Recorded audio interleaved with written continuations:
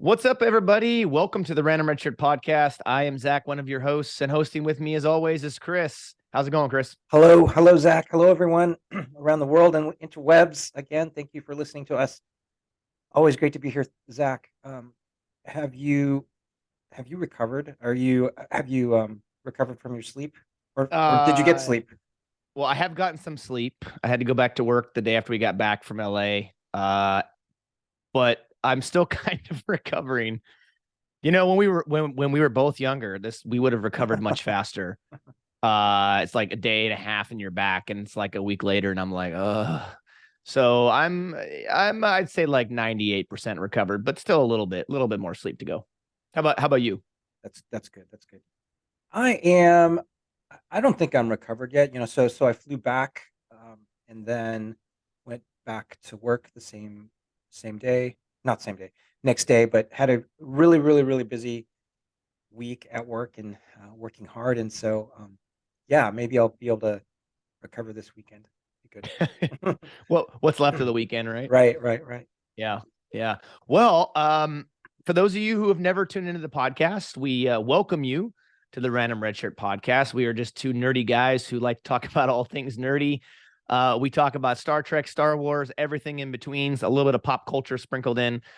We do talk a lot about Star Trek, but not just Star Trek. However, today is geared around Star Trek, and we're looking forward to talking about Star Trek Picard Season 3, Episode 1, entitled The Next Generation.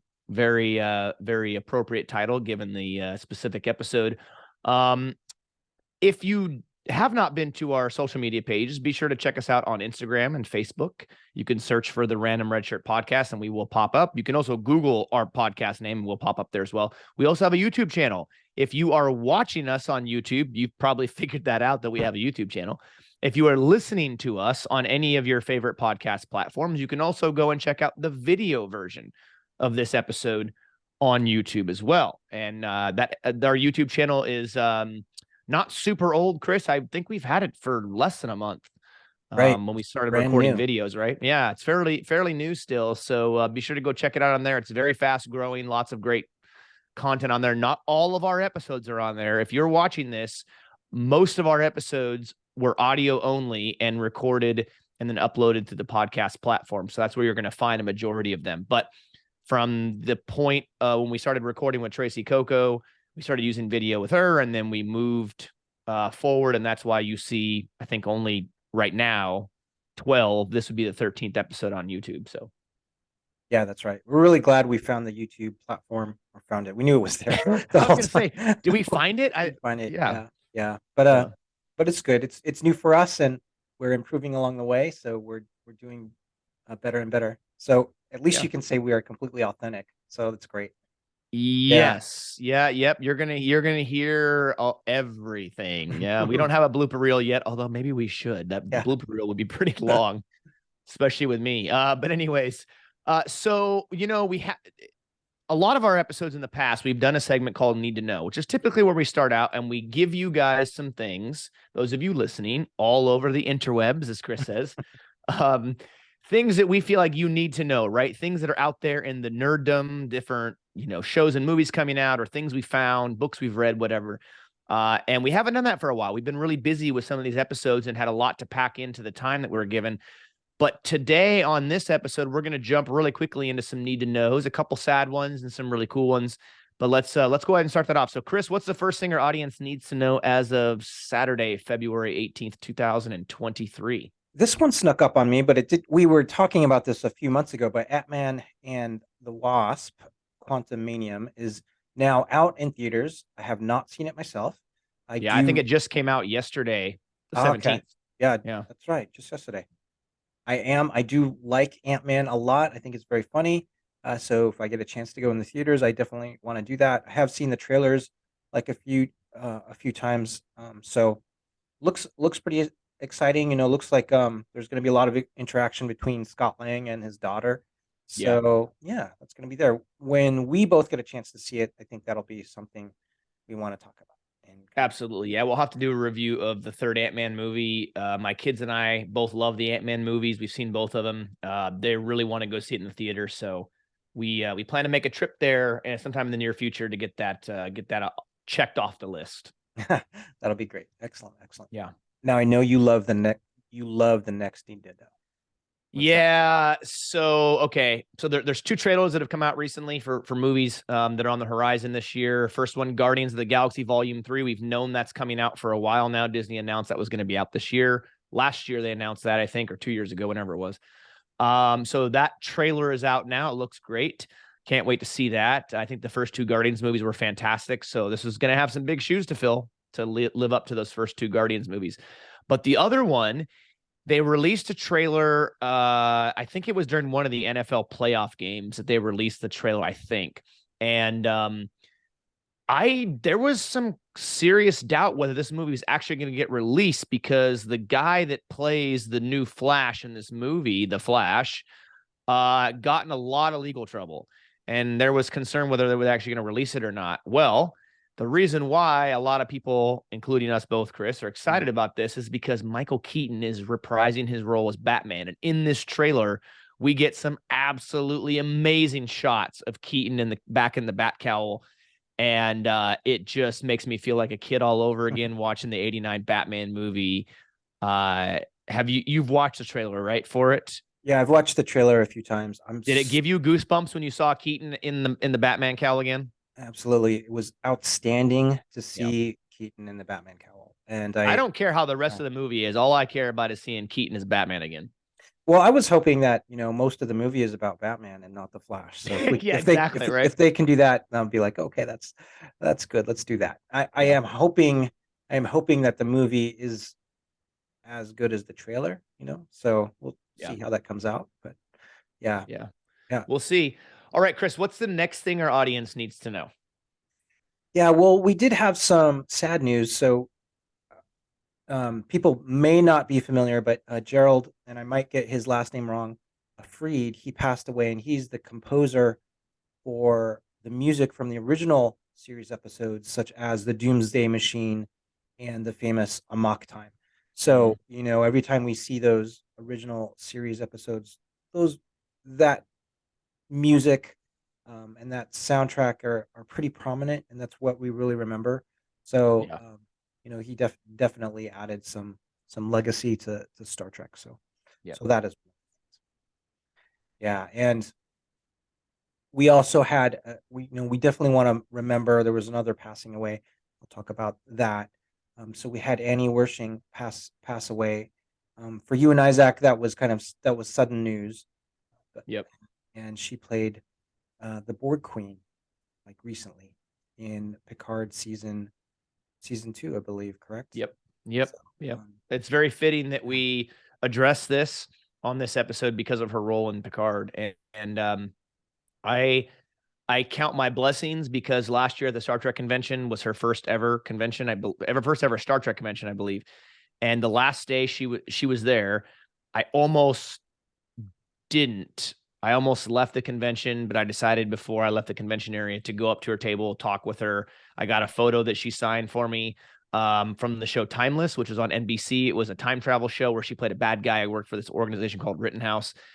Really fantastic show. If you guys have not seen that show, try to find it streaming somewhere, maybe on Peacock, which I think is NBC streaming thing, maybe. Yeah.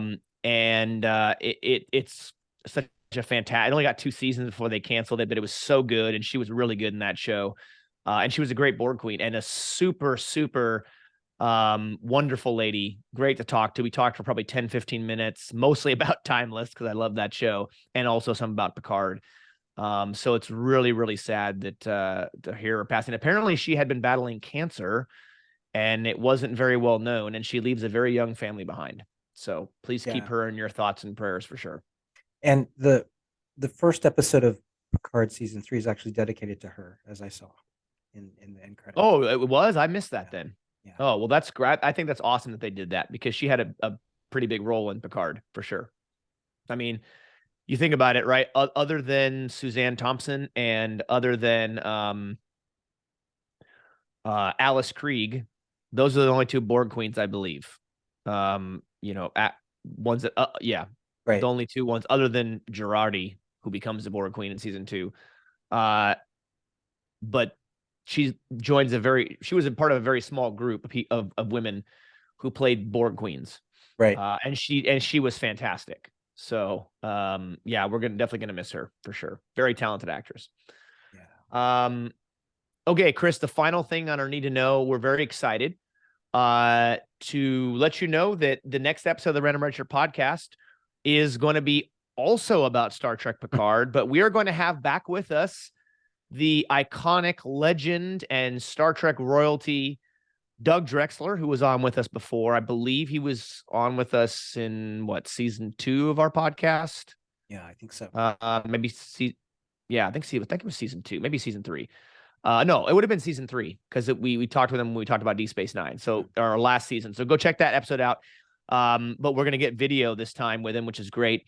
And we're gonna have him back on to talk about the beginning of the end in Picard season 3. And that episode with him will be coming out this week. So we look forward to chatting with Doug again and getting a chance to hear his thoughts now that the first episode of Picard is out. That's outstanding. Really thankful that he's coming back on and sharing that with us. It's gonna be wonderful. Yeah, we're really looking forward to that. Anytime you get a chance to talk to Doug Drexler, he is an absolute wealth of knowledge in Hollywood as well as Star Trek. So, all right, Chris, I think there's one more thing you wanted to talk about. I need to know, what is that? Yeah, I just want to share. So I've been able to read several graphic novels, so I really enjoy that. But if people haven't read the graphic novel, it's a DC Comics graphic novel, Kingdom Come. Highly recommend they read that. It's about our iconic DC Justice League superheroes in the future and what they face and what becomes of them. And the other one was Batman Damned. And Batman Damned is a one of DC's, I think, their mature reader line of graphic novels. Very, very, very artistic.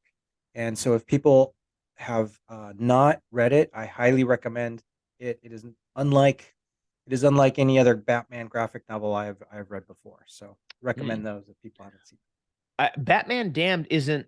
I don't think it's super new, is it? Because I think I've heard of it, and I've heard very good things, very good ratings about it. So yeah, correct. It's not super new, okay. But definitely artistic, and definitely up to different interpretations too, which I liked. But it's a must read for Batman fans, right? I would say yes. I would say definitely yes. For adult Batman Batman fans. Yeah. Yeah, not 6-year-olds. Yeah, absolutely not. Yeah. Yeah. That's great. Yeah, no, I still need to finish my Batman.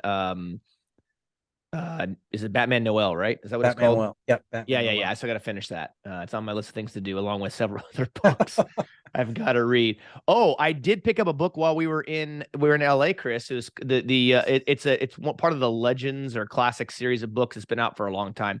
It's called it's a Star Wars book called Death Troopers, but it's not the Death Troopers we think of from like Rogue One and things like that. It's about a ship that is in ruins and everything, and this ship boards this partly destroyed Star Destroyer or whatever, and they're all like zombies and stuff, zombie-esque. So it looks really good. I'm excited to read it.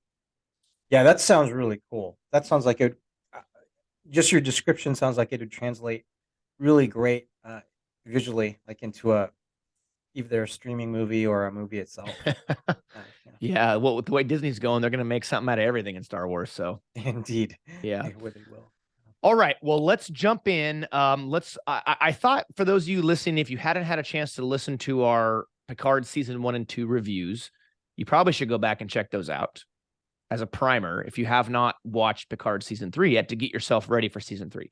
But if you haven't, we're going to give you kind of the Reader's Digest version here a little bit. We're going to kind of give you some general thoughts and a quick discussion about the first 2 seasons of Picard to prime you as we get ready to jump into the first episode of season 3 of Picard. So once we get done with this piece, this is where the old information about Picard will end, and we will begin start talking about season 3. So we'll let you know when to turn off the episode if you have not watched the first episode of season 3. If you're listening to this particular episode of our podcast, there's probably a good chance you may have already actually seen episode 1. But if not, and you don't want to be spoiled, we'll tell you when to shut it off. So that being said, Chris, let's kind of jump into the first two seasons really quickly, just kind of run through some stuff before we talk about season 3. And give me some of your thoughts. Let's kind of go back in the time machine a little bit here and talk about some of the details of those first two seasons of Picard. Yeah, season 1 of Picard really, Reader's Digest and high level, really was about exploring and learning about Data's daughter, learning about Q from the Borg, searching potentially for Data, which we do actually find at the end, and then we do meet some brand new characters. We meet Soji, who we believe is Data's daughter at the time, and another character, Rafi, and we learn that Rafi has a history with Admiral Picard. We meet Agnes Girardi, who's a scientist, and Laris, a former Romulan intelligence officer. Cristobal Elnor. I think Elnor is a Romulan, so trained in the arts of assassination, and has some history with Picard when he was a young boy. So, we have that all in season 1, kind of culminating to the end where we do meet eventually the consciousness of Data that Captain Picard, Admiral Picard meets, and which was nice to reunite. And then we have the final resting of Data as Data asks Picard to kind of end his consciousness. So it's such a touching scene too. Very like if you're a fan of TNG, if you're a massive Trekkie or Trekker, and I know TNG being your favorite show, Chris, of the Star Trek franchise, that scene you can't help but get emotional when you realize of all the people that Data could have had there to kind of end his consciousness, it's Picard. Nobody else, just Picard. Yeah. And so I know that to me was touching. Yeah, it was. And I know there's a lot of different and varied and mixed feelings about that. I'm laughing because the mic is floating. Yeah, my mic is starting to. I don't know what's going on here. but this new boom is I've got to figure it out. I don't know. It's got its own mind, which is it does. It's possessed by the Borg. It's possessed by the Borg. I don't know. That's right. But I know that you and I felt kind of differently about the ending of season 1, right? I felt that it didn't feel right to me. But there's a lot of different opinions on that. So mixed on that end on season 1 that I think in general people felt. So that was season 1. How about how do you want to touch on season 2? How that one felt? Sure. I mean, you notice a trend here with Star Trek, right? We talked about this when we've talked about Voyager, I think in particular, or if you go back and watch our episode of Voyager part 1, our look at that series. If you look at Deep Space Nine, when we talked about that series, there's a trend that I've noticed with Star Trek where when you get a new Star Trek series, they like to bring in familiar faces or familiar things from a previous series or series. Or series in order to say, okay, yeah, this is a new show, but we're going to bring in some familiar faces to kind of ease the transition into a new crew or into a new setting, new time period, whatever, right? Enterprise was really the only one that didn't do that, but you still saw familiar things like in Broken Bow, where you have the Klingon, right, who's on Earth being chased. Klingons and they looked familiar, right? They look like the TNG era Klingons. Yes. That's a familiar thing, right? So you're bringing something familiar in. With Picard, it was the same way, right? We got familiar faces besides Picard, such as Riker, Troy, Seven of Nine, Data, Hugh, Q. You get all these things that are familiar for people who are fans of TNG. So that's something I know we pointed out, Chris, and I think it's kind of a good thing, right? It kind of helps ease the transition into a new series. Yeah, for sure. For sure it does. It helps people. Yeah. So season 2, I'll be honest with you, between the first two seasons, I think I like season 1 better from the sense that I just felt like season 2 kind of got, I don't know, weird a little bit to me. You look at season 2, we have time travel because it wouldn't be Star Trek without time travel. and they time travel back to basically our current time, right? 2024. And of course, it's easy to do that. You don't have to like film on sounds. I mean, you can film in places and you don't have to really change the look of anything because it's our modern time, right? Um, Raffi and Seven all of a sudden kind of becoming a thing that just didn't seem. It just kind of seemed like they were forcing that. I don't know. Again, Raffi's a new character. I don't mind how they created Raffi to be the way she was. Seven was an already established character. I don't know why they needed to mess with that, but that became a thing. You had Girardi, who became the Borg Queen at the end, and she was like the weird creature they saw on the ship at the very beginning of the season, and then they realized it's her at the end, and she's like trying to simulate the ship, but maybe not, and that whole thing was weird. I did like the Europa mission storyline. That was really cool. How Picard's ancestor was really hesitant to go on it, and she had a lot of self-doubt, which they tie that into a little bit of a young Picard. And so that was really cool. I felt like that storyline took up way too much screen time, especially at the party. You remember that party they had and they Yes. showed up? I swear they were at that party for like 70 episodes. It just felt like forever. It's like the writers didn't have enough to fill in the whole season. So like, oh, we're just going to make this party like 15 episodes worth. You had Picard's parents in his past. I did find that very fascinating to discover kind of what made Picard closed off from this idea of getting close to people in a romantic sense or having some sort of, other than being a captain, right, of a ship. We always knew that from TNG that Picard never allowed himself to really love. And I think this kind of goes back to the, having to deal with the death of his mother. They deal with mental health and suicide. And that's what Star Trek does, right? It addresses really difficult topics. And so I like that they address that, especially given today's world.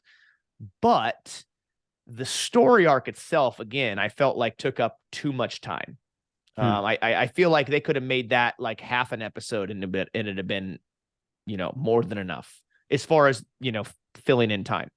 And then for me, and I know we've talked about this, Chris, and go back and watch our season 2 review of Picard, but that ending between Q and Picard, I know you were a huge fan of that scene, the writing in that scene.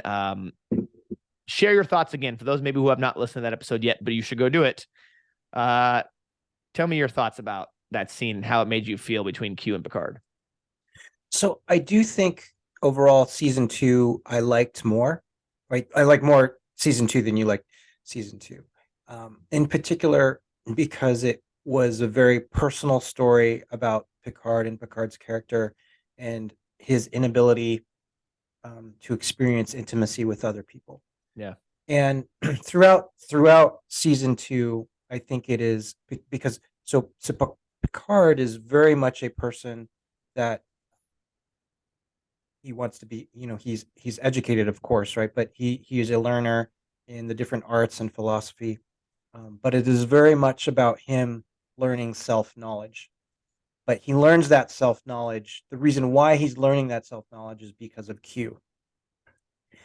And Q is, now Q is mortal, and Q is realizing he is dying. So in Q's own way, Q himself, he's contemplating what gives him meaning, what gives Q meaning, right? And so for Q, he's like, well, my meaning is to help give something to someone I care about. If thinking that, okay, can Q actually care about someone? But he does. Q cares about Yeah. Q cares about Captain Picard. Mon Capitan. Right. So Q is having Picard go through all of this struggle to gain self-knowledge. And then there's a beautiful phrase that Q said, like he said something like the trap is not important, it's the escape that is everything. And I'm getting that exact phrase wrong, but that was the essence of it.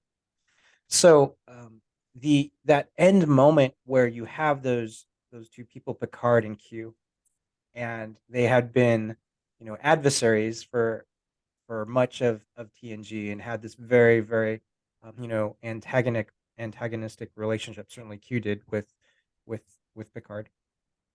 But for me, it was beautiful for Q to express his own mortality and to say to Picard, this is what I wanted to give you so you can open up and experience like true intimate bonding with other human beings, right? So that's kind of the greatest gift that you can give to someone.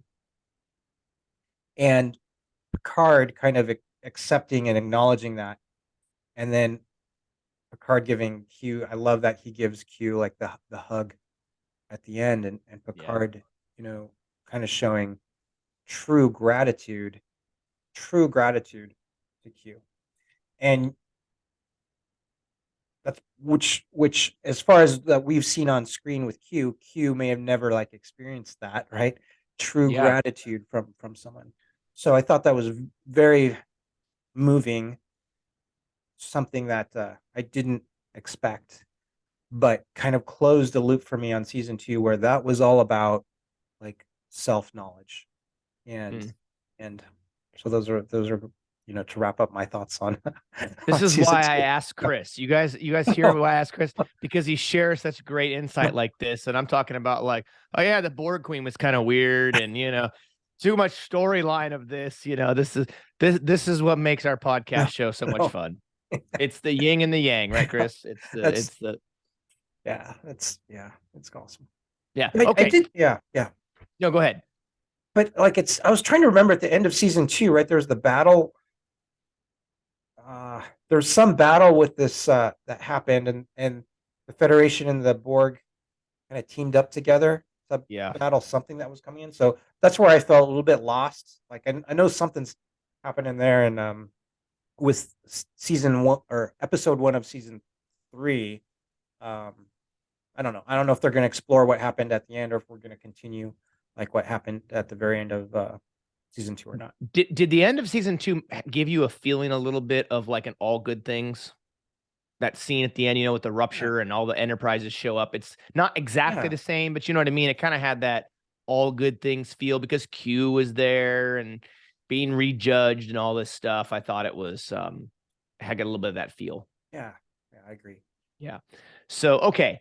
That, very, very, very brief, just kind of some general thoughts from the first 2 seasons. Again, if you want the full review, if you want to hear what our Random Richard podcast ratings were for the first 2 seasons, based on a scale of 1 to 5 comm badges, you'll have to go back and listen to those previous episodes. So be sure to do that. Those episodes can be found on whatever platform you get your podcast. Those were not video. Those were only audio. So be sure to go back and visit your favorite podcast platform, look those episodes up for the season 1 review and then the season 2 review, and check those out. But we're here today in this particular episode to talk about season 3, episode 1 of Picard, titled The Next Generation, which obvi, right? When the episode starts, Chris, and you get that initial music as you're kind of coming in, does it harken back to anything for you when you hear that music? Yeah, it really took me. It felt really cinematic, I would say. So it Yeah. took me back to TNG, of course, but also not just TNG. It took me back to the original series movies with Kirk and Spock and McCoy, Mm-hmm. as well as the TNG movies, as well as the TNG series. Yeah, that music where it's like Yeah, da na na na na na na, yeah, yeah, yeah. and Very much like Insurrection, First yeah, Contact a little bit. Yeah. yeah. So I thought that was fantastic, and it o- these when it really opened up, it really felt yeah, as I said, like cinematic and entering into a movie. So I thought that was pretty neat. That was great to see. How did you feel? Same. Yeah. Very, very, very got the emotions going on that one. Some throwback of the days, in high school watching some of those classic Yeah. classic Star Trek series and movies, the TNG movies. I can't remember specifically which TNG movies that I saw in the theater, but I do remember seeing Insurrection and Nemesis in the theater. I'm pretty sure I saw First Contact as well. I'm almost positive on that one. I don't think I saw Generations in the theater. I think that was a VHS movie, and then the DVD or whatever after that. But yeah, very much reminiscent of that. We get some of that. I don't know. It wasn't early Berlin, but it that old school kind of like 1930s, I think, maybe 1940s ish style music as the show breaks open when it talks to, it says like CBS Studios presents or whatever, and it breaks in and you see space and you see all these beautiful nebulas. And then the ship, the camera begins to peer into another nebula, and you get this ship that looks Federation. Yes. You can't tell 100%, but it's pretty sure it's Federation. And you start to see some other ships coming in, and it's this sustaining attacks.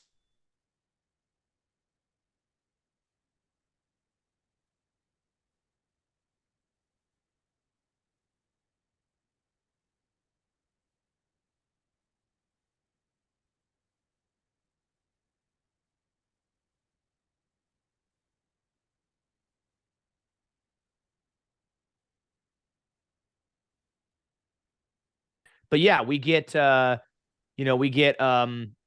Crusher on the ship. I found it interesting. There was a lot of initial Easter eggs that we got in this. We got some Easter eggs from the TNG series. Your camera's cutting out there, wasn't it? Yeah. You froze more than a box of Girl Scout cookie Thin Mints on that one, Chris. But yeah, we're authentic. We had some, technical difficulties, but we'll. This is real life we're talking about here, right? Yeah. Well, not Picard. That's not real life, but recording. Anyways, so we see Dr. Beverly. Well, before we see Dr. Beverly Crusher, we discover it's her ship, right? But in the scene leading up to her appearing on camera, did you notice all the Easter eggs that were all over in those first couple scenes? There were a few I noticed. Were there some that you noticed? There were several, weren't there? Yes, quite a few. There was one of them actually made me jump out of my seat. Oh, really? Yeah. Yeah. I know that so she had Jack Crusher's case, right? And she had and it said the Stargazer on it. Oh, and a medical away team award that she had. Yep, and that ties back to an episode called Allegiance from TNG, where Crusher and her team beam down to this planet and they're able to cure this plague that's going on, and so they're given this honorary citizen award for doing that. And I think in the background there was a log from Captain Picard when back in the Enterprise D days where they're talking about the Borg.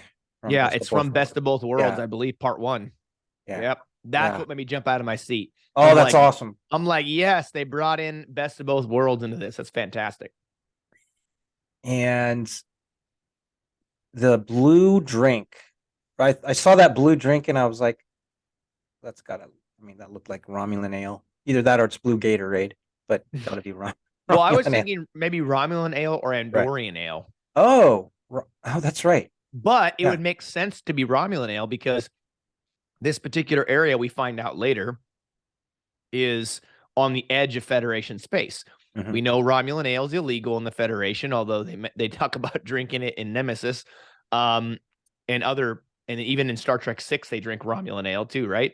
And Star Trek 2, at the dinner, yeah. So, but it's on the edge of Federation space, so it kind of would make sense that maybe she's got some illegal contraband drink there, but she doesn't care. She's on the edge of Federation space. So why is this prohibition on Romulan ale? It must taste good because everyone seems to really like it. So it tastes good, but then the hangover you get clearly is absurd because it even affects Worf. I mean, he's a Klingon; he can drink gallons of blood wine and be all right. But So I mean, there's other various little medical equipment, hypo sprays, and things like that scattered about as we see this scene opening up. And in this scene, Crusher shows up, and we see her ship's under attack by some sort of aliens. They don't say exactly what they are, but did you did those aliens look? I mean, they didn't look exactly like anything in particular, but they kind of reminded me of a specific set of aliens that we did see one time in TNG. Did Oh, their that faces you look did? familiar to you? Yeah, I haven't placed it yet. I was thinking about that because I watched it again today, and I was like, I can't place it. But it was interesting. We can talk about this later. That because we learned that supposedly their faces change right every time. So there's got to be some connection in there. But what did you notice from the original series? Well, I was talking with a couple buddies of mine, James and Tommy, and they mentioned, and then I was like, okay, I can kind of see it now. That they kind of, they don't exactly look like it, but they kind of look like the aliens from that TNG episode, Schisms. You know, Hmm. the one where the people are being abducted into some alternate dimension. Riker's typically the first one that we notice something's up. He's got the headaches and can't sleep very well, and Mm. that whole thing happens. All the abductions and experiments on the Enterprise crew. Very good episode. Very creepy. I think we actually talked about that during our Halloween special. Hmm. So if you haven't watched that episode, go back and watch our Halloween special, or listen to it, I should say. Um, but yeah, they kind of reminded me a little bit of those aliens from the episode Schisms. Did that kind of Mm. any sense ring a bell? Did you notice any kind of subtle similarities or anything? That does kind of ring a bell, and to be honest, I'd have to go back and take a look at Schisms and kind of look at it again. Yeah, so we'll see. We'll see it as it develops. Yeah. So in this fight that happens, she's on the ship, right? She's got a type 3 phaser rifle. We see that in Star Trek First Contact, which is amazing. Oh, Um, and she's wounded in the attack. She is shot and hit. And then, before the scene ends, she's able to send out a coded message to one Admiral Picard. yes. Um, and then from there, the scene changes, things get different. So where do we go from there? Then I believe we go to Admiral Picard's chateau Yep. and the interaction between he and Laris, which Yep. was pretty neat. So I I did like that, and he's gazing at the beautiful portrait of the Enterprise D, and Which was in his ready room on the D. yeah, that's right. Yeah, Was it it's the from his same ready. the same scene? I think you're right. The same scene. The exact, yeah, that painting is the painting that would have hung in. I mean, it may not be Hmm. the exact one that was made for the series, but you know what I mean. The same painting that should have been the one hanging in his ready room. It's not in the same frame. It looks Yeah, like it's been restored or cleaned up or whatever since then. But yeah, it was from his ready room yeah, yeah. that hung So behind the little couch he had in there. yeah, that's right. That's right. And so then we get to see a little bit of the interaction between he and Laris, and they're preparing. Sounded like they were preparing to go. Laris had either an assignment or a mission or some sort of duty she was going to go towards on another planet that she Yeah. had to take care of, and they were going to go together. And Picard was going to accompany and talk about writing his memoirs and saying he was, prepared to do that. And so I really to talk about that, I really liked that interaction, and I'm glad Laris was there, and I really liked um, the tone and kind of the chemistry between Laris and Picard there. And I liked in particular, I really liked what she said to him because she said, a point comes in a man's life where he looks to the past to define himself, not just the future. Mhm. And Picard says, he says, I hope that's not going to be me. So that really I really loved that between Laris and Picard. So I'm glad we got to have that there. Yeah. Yeah. Yeah, we get some other Easter eggs in that scene too. There's in particular when he's going through some personal effects on his table, right? Hmm. And he holds up his Resican flute Indeed. from the episode The Inner Light, Yeah. which I It would be an emotional one, but I definitely feel like that could certainly be a spotlight focus, episode discussion in a later episode of our podcast where we talk just about the inner light, because it's such a powerful episode. And we talked about, if you have not listened to our episode during Captain Picard week as part of Strange New Pod's Captain Picard week, we did an episode for them that was centered around Jean-Luc Picard and his relationship with his bridge crew. And we mentioned that, right? About, I think that his, the way he approached things, the way he viewed maybe some of his crew and his life and stuff, I think changed after that event, right? Where he's zapped by that alien probe and he lives that entire life in mere moments in real time. Has a family.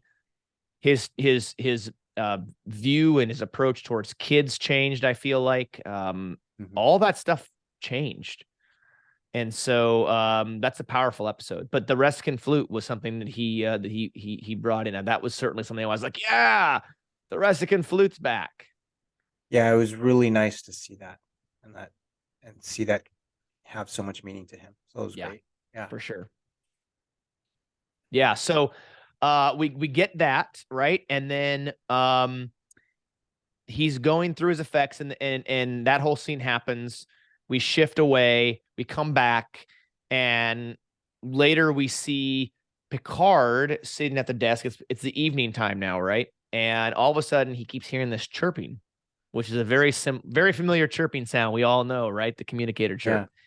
And he can't find out where it is. The computer doesn't know. And there's this kind of funny exchange between him and the computer, because the computer is trying to basically telling him obvious stuff, and he's getting frustrated. He ends up digging through this little box and comes across his old communicator from when he was on the Enterprise D. And he's trying to figure out, why would anybody send a message, a coded message, to an old 20-year-old communicator from the Enterprise D? Well, he's about to find out, right? Mm-hmm. And he's able to get the communication unencoded. We do hear him say 47 Alpha Tango, which is a reference to his personal code that's used. I know in the movies. I don't remember if that's his code. His captain's code he used in the TNG series or not. But yeah, I'd have to go back and check it out too. But you said you recognize that from the movies. That's cool. I didn't connect that. Yeah, he uses that in First Contact for sure. I don't know if Insurrection or not, but you do hear it in the movies. That definitely stood out to me, especially from First Contact. Nice. But he discovers that there's this message from Beverly. Now, we also learn in episode 1 that him and Beverly, and actually the whole crew, Beverly just kind of up and vanished. She kind of ghosted everybody and decided that, she was going to separate her life from everybody else and go her own way. And no one had really seen or heard from her in 20 some years. And Picard mentions when he meets with Riker that, he the way things ended with him and Beverly 20 some years ago wasn't really that great. Yeah. And he didn't think that was going to be the last time he talked to her in all these years. So interesting there. But the message from Beverly, I thought, was very, very fascinating, right? Where she says, hey, I got these coordinates for you. She tells him this code word Hellbird, which he has no idea what that means. She says he can't trust anyone. Don't go to Starfleet. And he's like, oh my gosh. So of course, who does Picard go to first when he needs help? Yeah, Riker is person he can trust on these kinds of things, trust ultimately.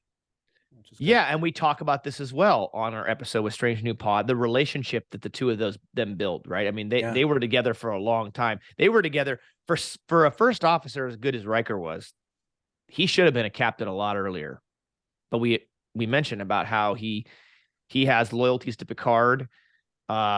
He loves being on the Enterprise, obviously. I mean, if you're a first officer, the flagship of the Enterprise, if you do well enough there, you're going to get your own captain's seat pretty easily. Yeah. And Riker had the opportunities to do that and turn them down, including a ship called the Titan.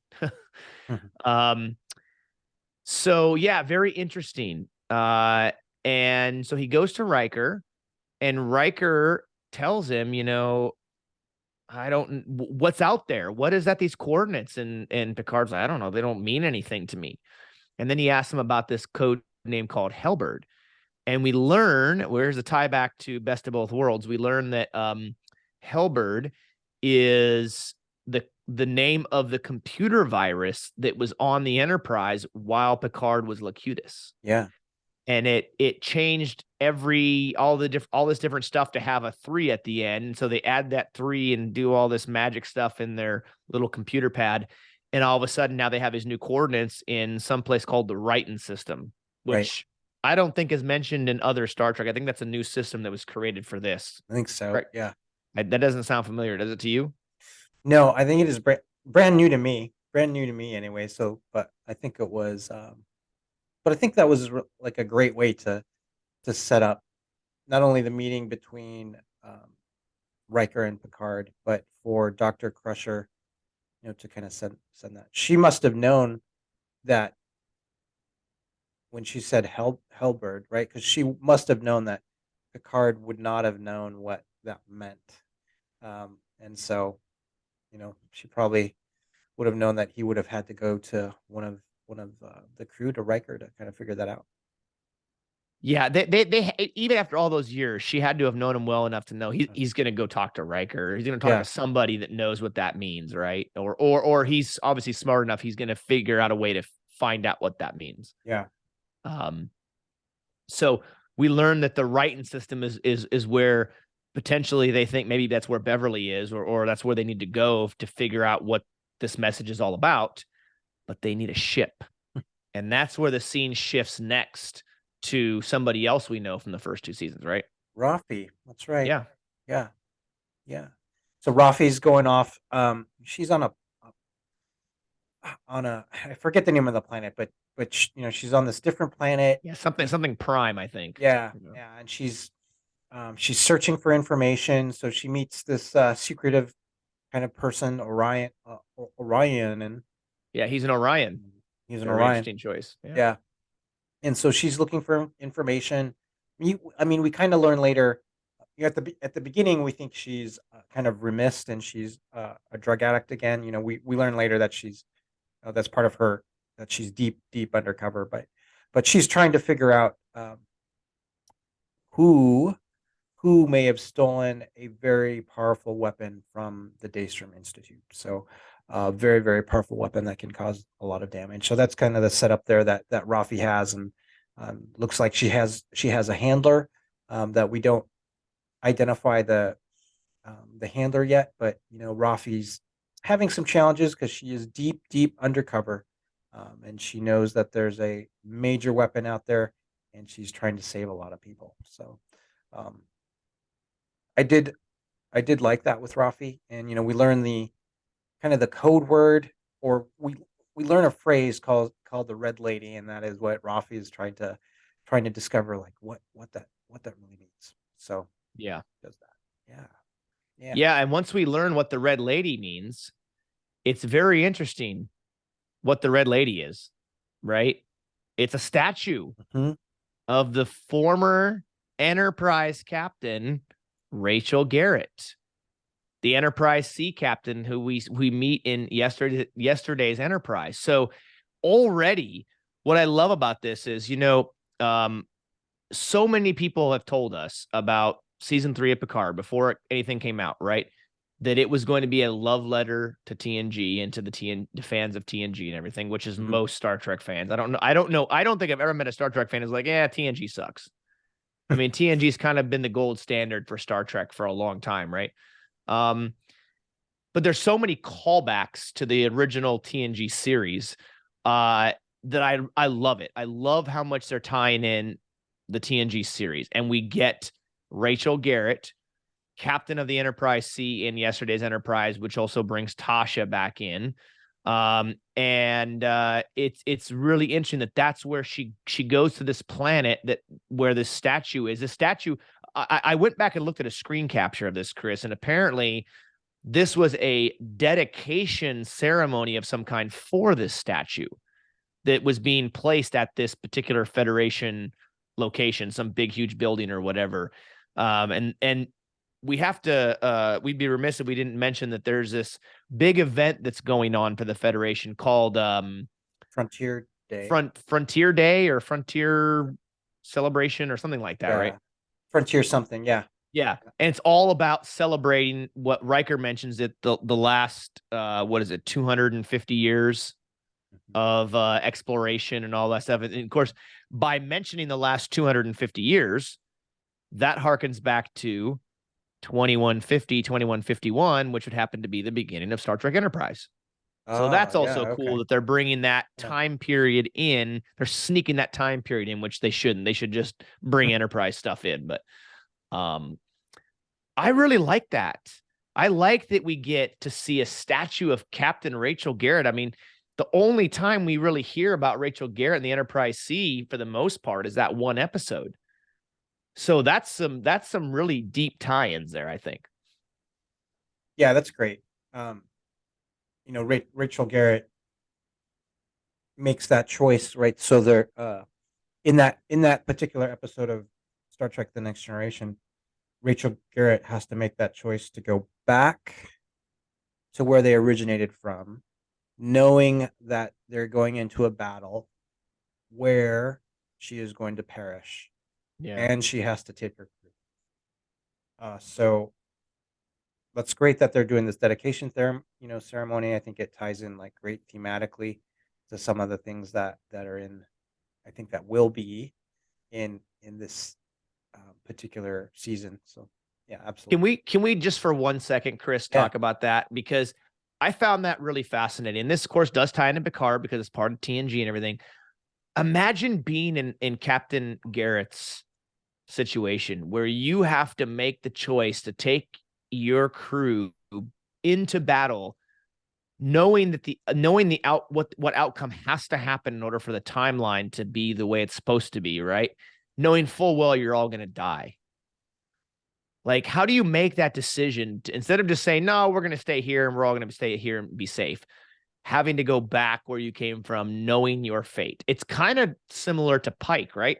In Strange New Worlds, Pike has seen his future because of touching that crystal or stone, whatever it is, and on that Klingon planet where he's shown his future, and he's shown that he dies, and he's shown the accident and the horrific disfigurement that he has, yet he still chooses to continue on, knowing that he's going down the path of that future.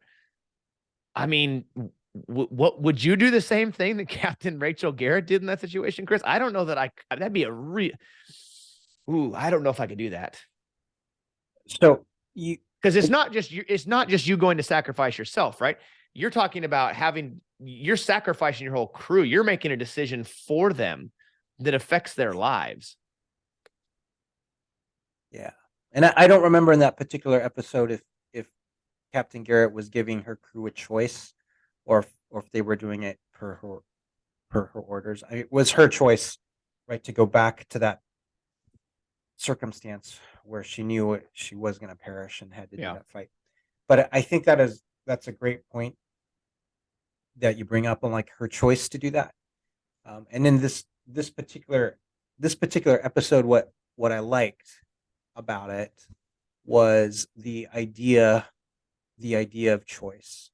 And at the beginning, when Captain Picard had gotten the message from Beverly, he had gotten that message, but he was also hesitant, right? He was not sure what what to do a little bit, because 20 Yeah. years had passed, Yeah. had not ended well, and you have a voice from the past coming out to ask for help.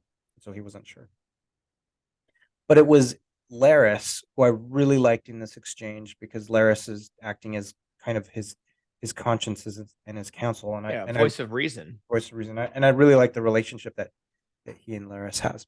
But Laris said something beautiful to him, to Admiral Picard, that I liked, and she said, "These are the lives we chose. Mm. These are the lives we chose." And so the things that are important to the captain, of course, right? His close crew was incredibly important to the admiral. Um, Also, duty was incredibly important to the admiral. And so when he hears that from Valeris, that kind of confirms his gut, his gut feel, what he knew he had to do, but he hears this from Laris saying, these are the lives we chose. And so he's making that conscious decision to go and help his friend, find his friend, and do all he can do for that. So thinking about that, like, since we're talking about Captain Garrett and that other, her kind of decision that she had to do, and being in Starfleet, and kind of understanding, hey, this is the life we chose. This is the path we chose. And with that, then there's all these sacrifices that may have to come with it, which she decides to do, and is a hero, and absolutely should have, should have a great, like, memorial dedicated to her, to be able to do those things, to be able to do those choices. Yeah. So that's a little bit. I'm sorry, you got me kind of on a tangent there, but no, that's good. I asked to talk about this for a second, right? I think this is something we shouldn't overlook. Yeah, this is a significant thing here to have another Enterprise captain be represented here on Picard, right? One that's probably the least representative of all the Enterprise captains thus far, right? Yeah.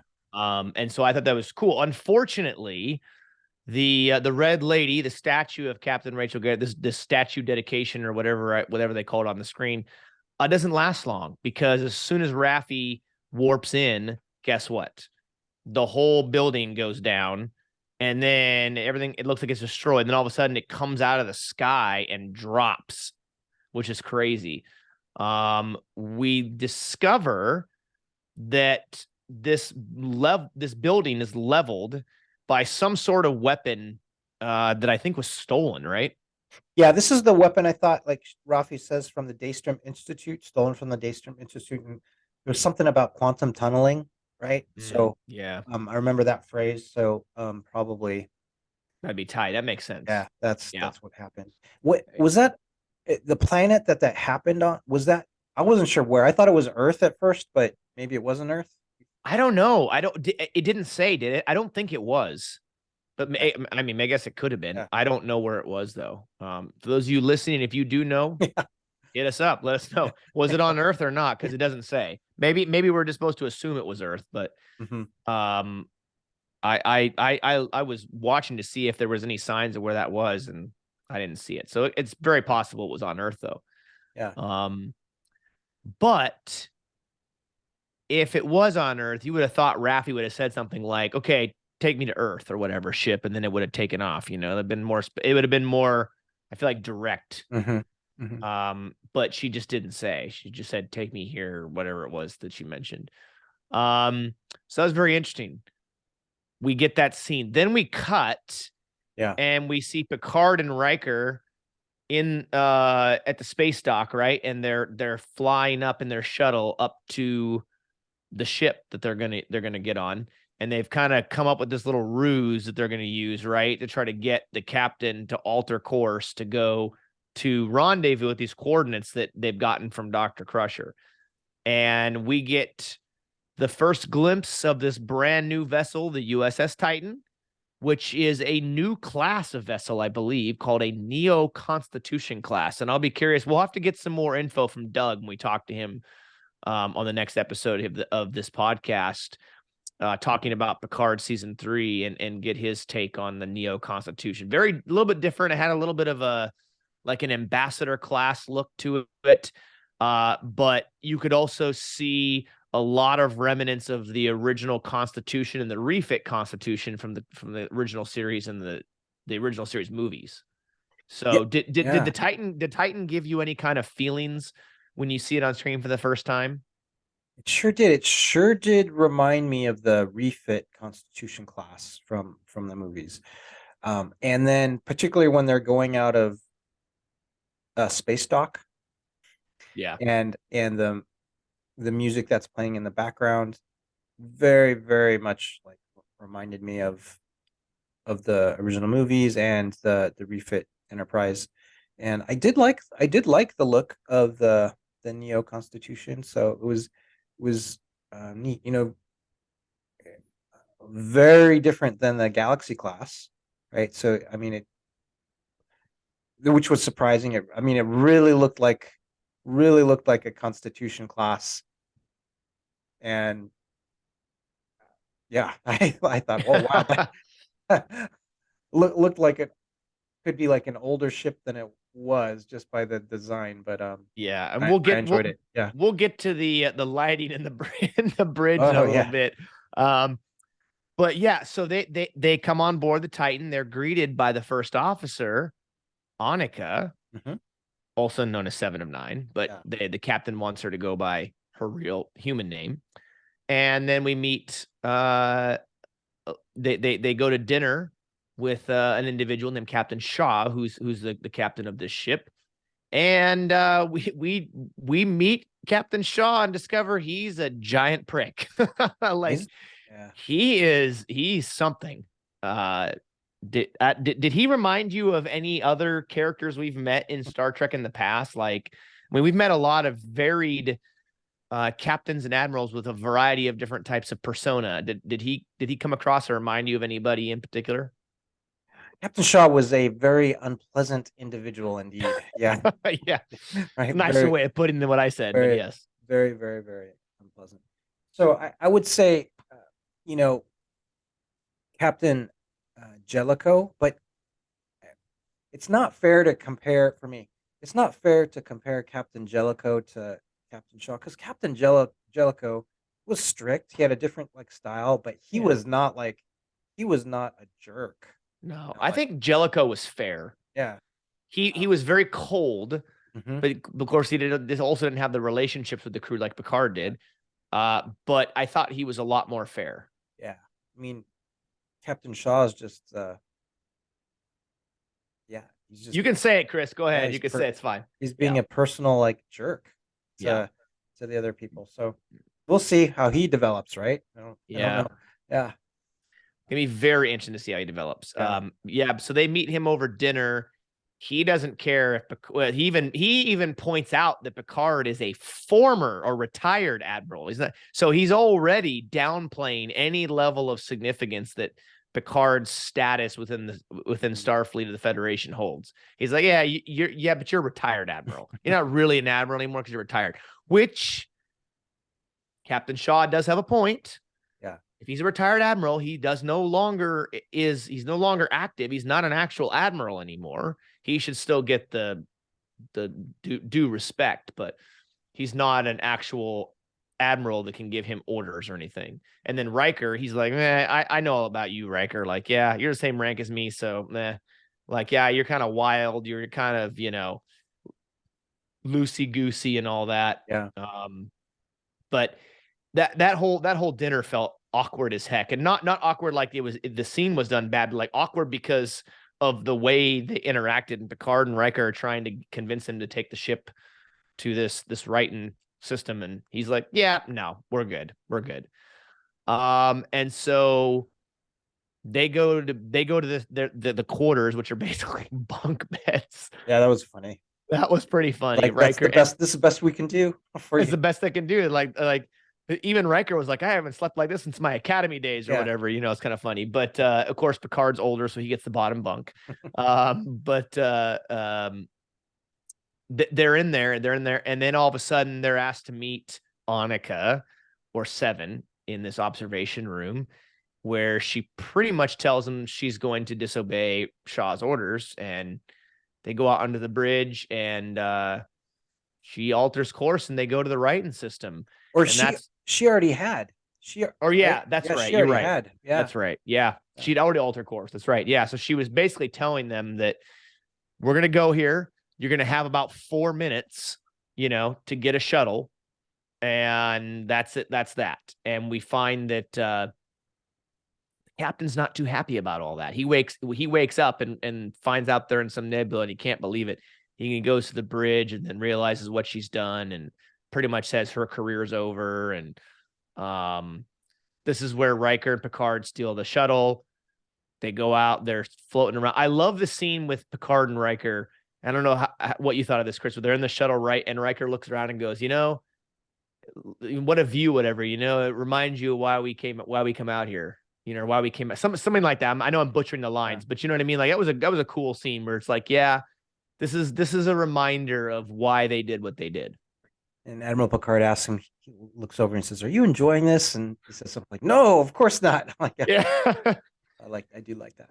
Yeah, I really do love where Picard and Riker's relationship is at, right? They're dear friends, and the cast of TNG are such close dear friends outside of the series that you can see that friendship outside the series carry over onto the screen, and that friendship that Riker and Picard has really can rival many of the friendships we've discussed from other series, right? Whether it's been, Tom Paris and Ensign Kim, whether it's been Bashir and O'Brien, any of these friendships we've discussed in other series, I would say Picard and Riker's friendship rivals any of them.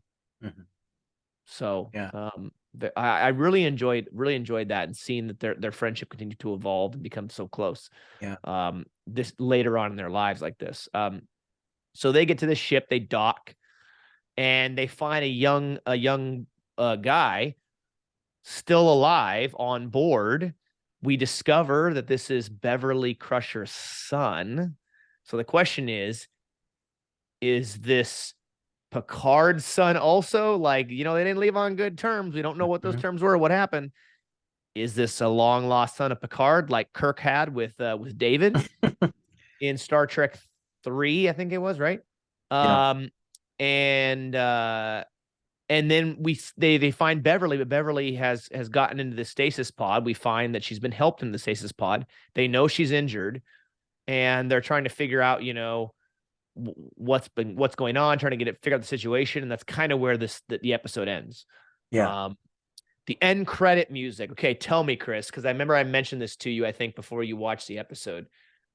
What did you think of that music in the end credits? I did really enjoy it. Yeah, it was beautiful. I think it was related to some of the TNG movies, as I Yep. recall. Yeah. And I did hear themes of the original TOS movies, I think, here and there, but I enjoyed it. I liked it a lot. Yeah. Liked it a lot. Yeah. So end credits to me were amazing. I love the music. I thought it was great. Let's talk about this. All right. Let's give some more overall impressions from this first episode. That's only one episode in. We got a long ways to go. There's a lot of stories still to tell, a lot of things to unfold, a lot of character relationships and things to develop. But this was our first look at season 3 of Picard. So give me your general thoughts. What are you feeling after this first episode so far? Some things that I really I've thought about this a little bit. So some things that I really like, that in this episode, this first episode, it's really about this first part of a quest to help and save a friend, right? So you have this group of companions that have been companions for years and years and years. They've went their own way, but now a friend needs help, and that's going to be kind of the catalyst to have them reunite in some way. And now we've got this quest to save them. So I love that type of adventure, and I love that type of mystery where you are trying to we will understand, hey, why did Dr. Crusher get separated, and what was kind of the history there and the reason. So I enjoy that, and so I'm looking forward to learn about that. I also really enjoyed that Dr. Crusher is a focal point of this, and so I think that'll be great to kind of see like what history that she's had, and kind of the challenges these had, because there were definitely like a ton of Easter eggs there. Yeah. Some things I had been thinking about of this first episode that we just touched on a little bit earlier, a few minutes ago, was what had meaning to me, or what stood out to me, was the idea of choice. And I talked about Lara saying, kind of explaining to Admiral Picard is like these are the lives we chose, and he has to make a conscious decision to go um, help and find Dr. Crusher. That's not an easy decision for him, but once Laris kind of reminds him of who he is, then it's like immediate. Okay, that is the kind of decision he has to do. That is kind of the same thing where Riker chooses to help Picard, and Annika Hansen as first officer, she chooses to disobey orders and kind of go to the Righton system where she kind of, in this instance, she trusts her gut and goes right. She goes and to that system where she has no idea like what's going to happen, but something in her gut tells her that's what she had to do. So I do like that exchange a lot between Seven, Annika Hansen, and Captain Picard, where she says this phrase to him, and I really love what he says. It's like, how can you ignore your gut, ignore your instinct, and just follow orders? And what Admiral Picard says is, he looks at her and he says, if you find that answer, will you let me know? Because I never did. And Mm. so because throughout his career, he's making the choice, right, to kind of trust his gut, trust his principles, disobey orders when he has to. So I like that. So what that is kind of what stood out to me in this episode. I love that there's the power of choice here. Um, whether intentional or non-intentional, that the writers wrote that in. And I always love these ideas where you've got a group of friends and a group of companions, and someone's in trouble, and then you have them reuniting and going on a quest, to Lord save. of the Rings. Yeah, that's right, Lord of the Yeah. Rings, right? I knew But you were thinking exactly like that. Yep. so there was that.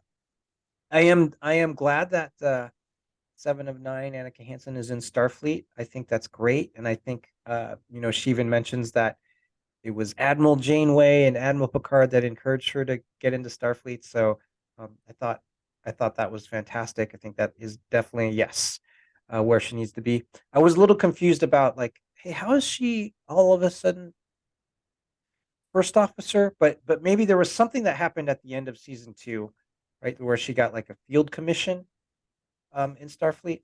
But I'd have to go back and watch because I got a little bit confused. But all of a sudden, like, wait, she's first officer, which is cool. I think that's awesome. But I was like wondering how all that happened. I thought that so the idea that a weapon of essentially like a giant weapon of mass destruction was stolen by a terrorist group and used to kind of commit horrendous acts was I thought that was a I think that was good. I think seeing Rafi kind of go under deep cover, uh, that seems to be. I could completely see Rafi being like an intelligence agent and kind of taking that kind of mission. That kind of seems to be like, yeah, I could see her that is a definite forte that she's got. Yeah.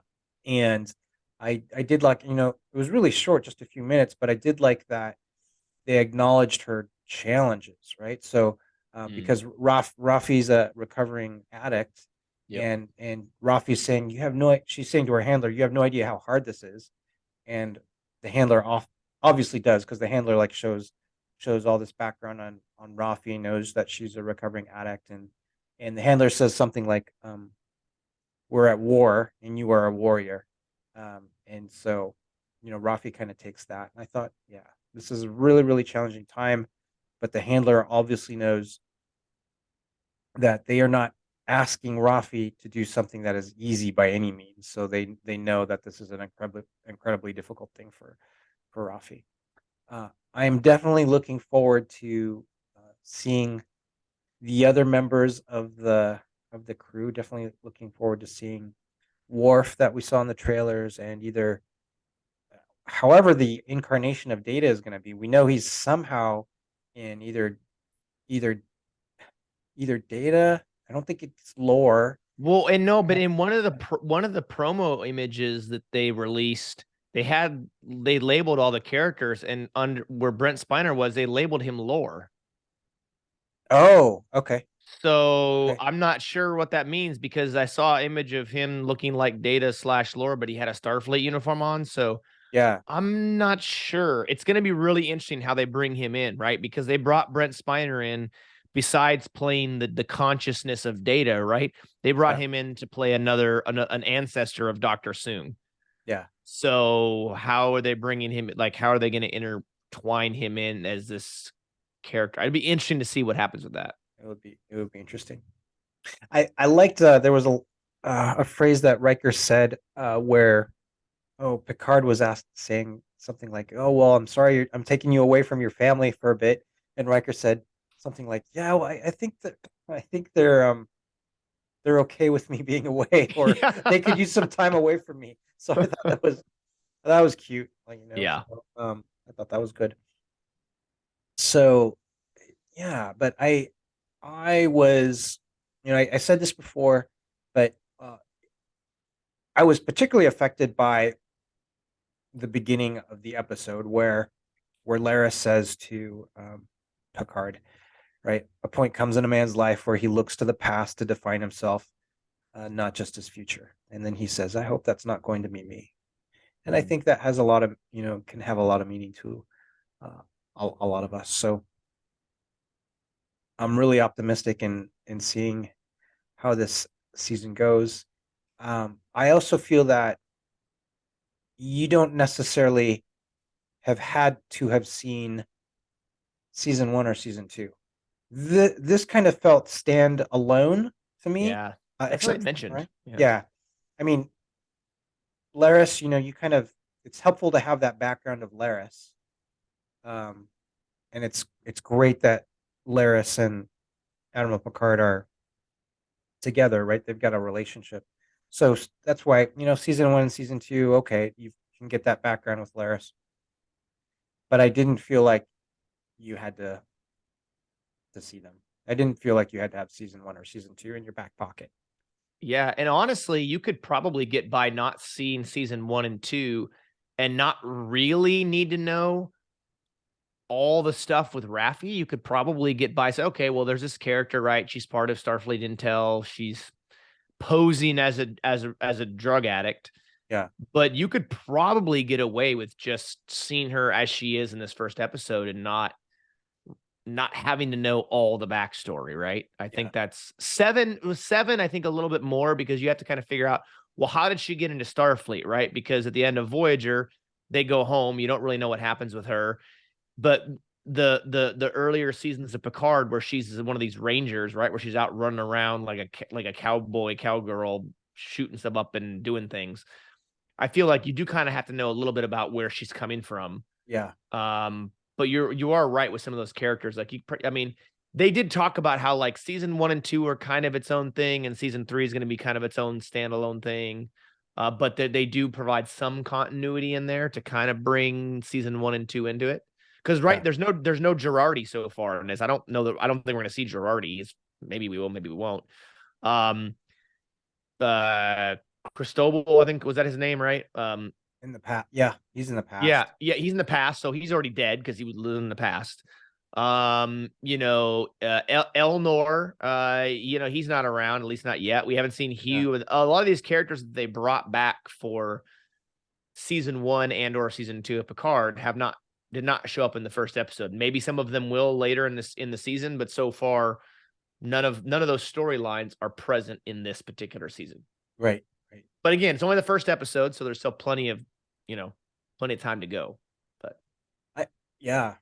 So it'll be fascinating to see what happens with, I guess, the newly discovered son of yeah, Dr. Crusher, right? So where yep. that goes, You it's notice he had an accent though too, right? he did have an accent. It's hard And to I'm see. like, Yeah, we have no idea where that's going to go, right? Because he said they had tried to have a relationship, but didn't. So between he and Dr. Crusher, so I don't know. yeah, We'll see. his accent kind of sound like, could it be kind of like Picard's? I don't know. Yeah, I'm speculating here, but yeah, and and maybe I have to figure that maybe that Wesley Crusher would show up sometime. If you got to get the half brothers together, Well, right? So he's a traveler now, he's a right? So he could traveler. always just pop in whenever he wants, Yeah, basically, right?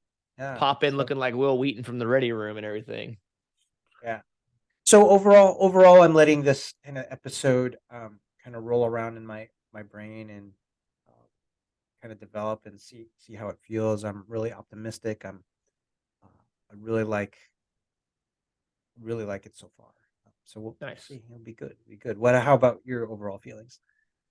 Yeah, I mean, you made some really good points here. For me personally, I think that this episode it had more of a TNG type of feel to it. It felt more familiar than stuff from season 1 and 2. I this particular episode definitely felt like that. I think that this first episode of season 3 was better than any of the episodes from season 1 and 2. Mm. Some people may go, "Oh my gosh, how dare you say that?" Some people may go, "Yeah, I agree with you." I don't know, but I definitely felt like it certainly had a better overall flow and everything. It was to me better than season 1 and 2 so far. It's on the first episode. I loved the Easter eggs, how many Easter eggs there were in this first episode. Picard's chateau is full of Easter eggs. Beverly's ship was full of Easter eggs. I'm sure I missed some too, but things like the Captain Rachel Garrett statue I thought was a really nice touch to tie that, that storyline in from the TNG season. And I noticed too that they're so far, because this is supposed to be a love letter to TNG, right? Of course, there's numerous TNG references, some deep references, like for example, the award for the Dr. Crusher's team got for beaming down and that plague from that episode of TNG. That's a really, really deep Easter egg from TNG.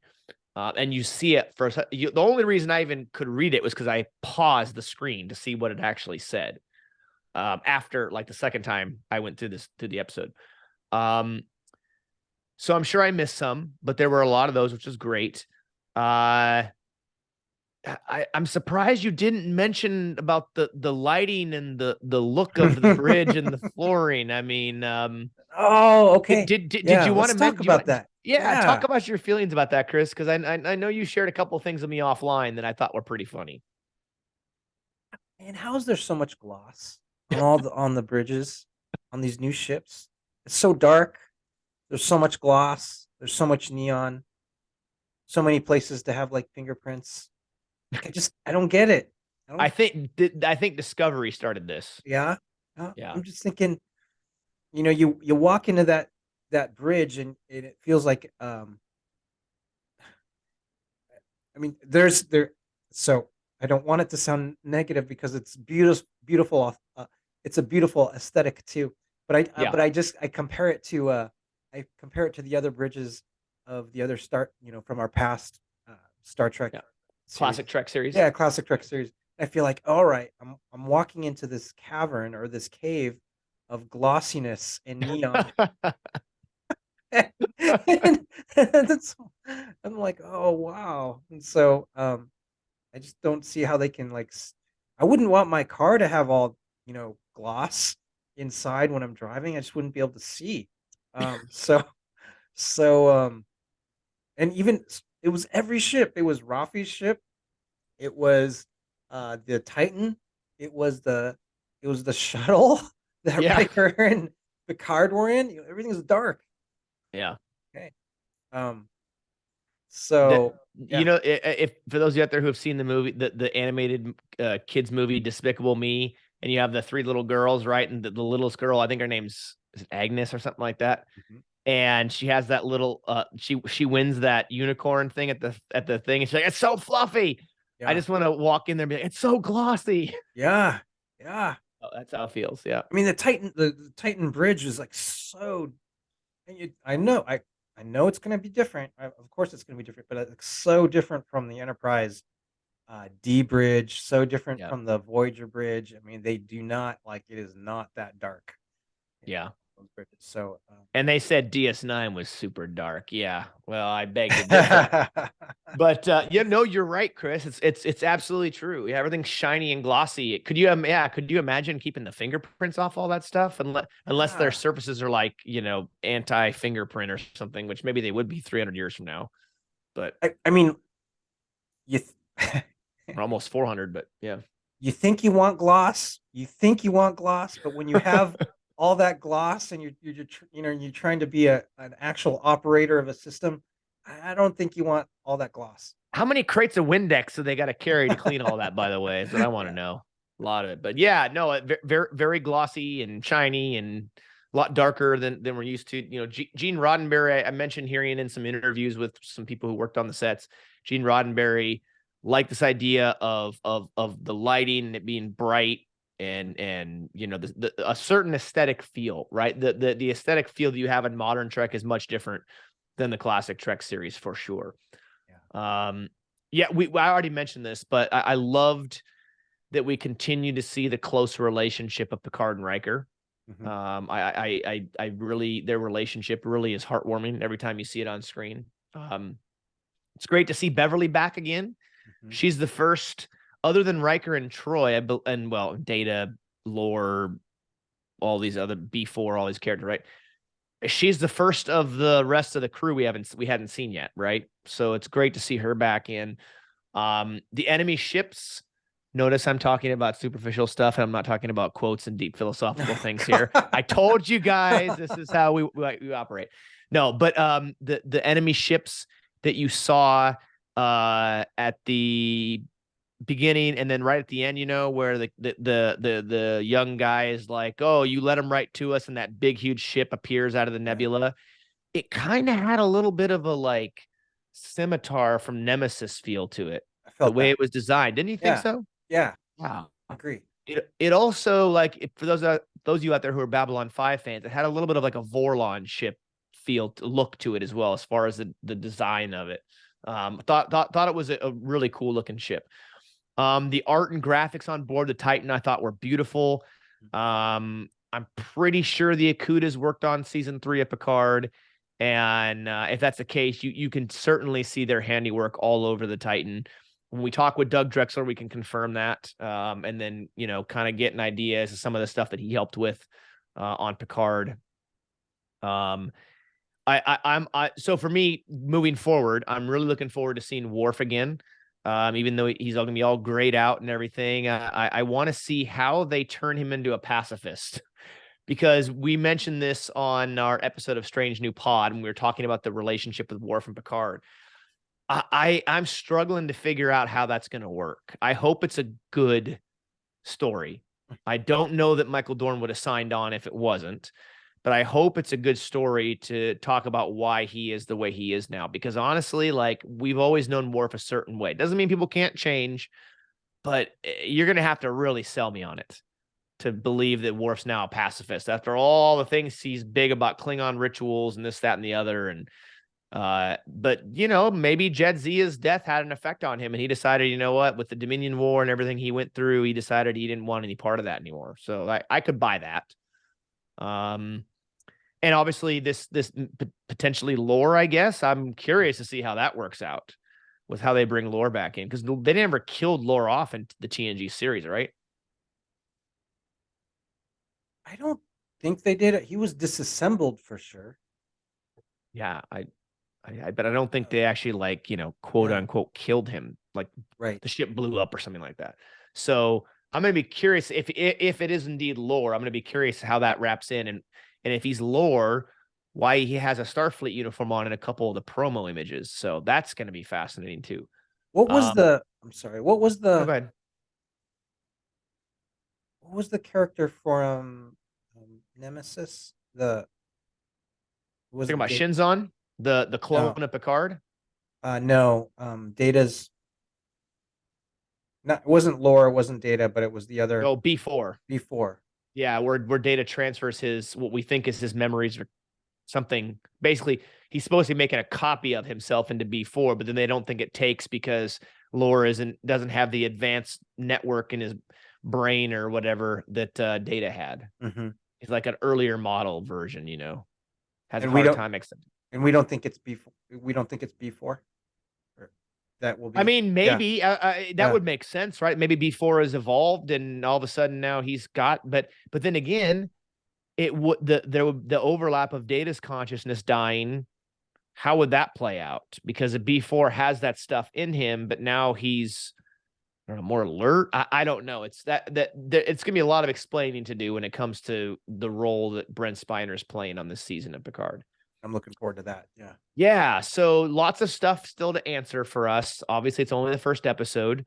I like you, Chris, can't wait to see what this goes. I'm really looking forward to finding out what happens with these characters, how they do this supposed send-off for the TNG cast. There's been rumors that this may not be it. You know how the studios are. If something is really good and they say, "Oh, this is it, we're done," but then it all of a sudden just explodes, they may go, "Well, just kidding, we're gonna make more." Disney is,